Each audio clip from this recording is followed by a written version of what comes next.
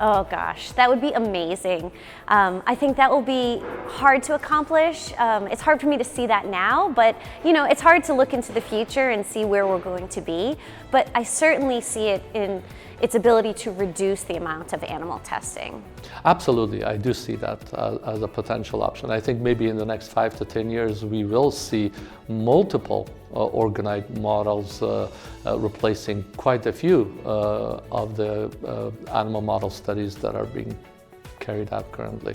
Absolutely. So in my lab with my team that has been doing 3D model testing in cancers for probably about 8 years now, they actually receive tumors directly from not only patients but also canines, and we've been able to push forward the same sort of research in both parallel.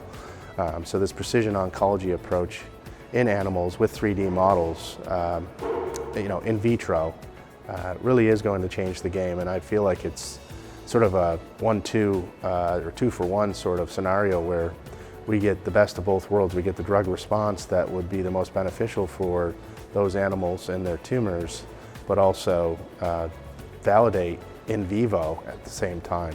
So it's definitely coming, and it's definitely changing over time. I do believe that we are on the road to at least reducing, if not fully replacing, the use of animal models in clinical trial design and regulatory processes.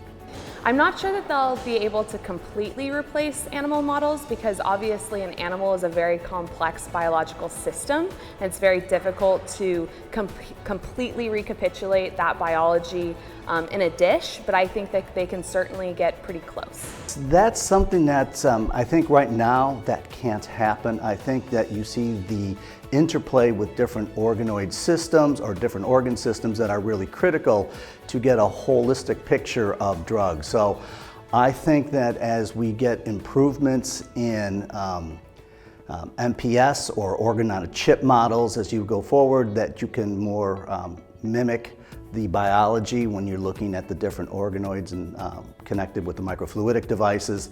So I think that's going to be a challenge, not only to develop but also standardize as well, because lots of times you see a particular lab or a particular group who's very good at developing these, but when you have to scale them up, there's a challenge over there.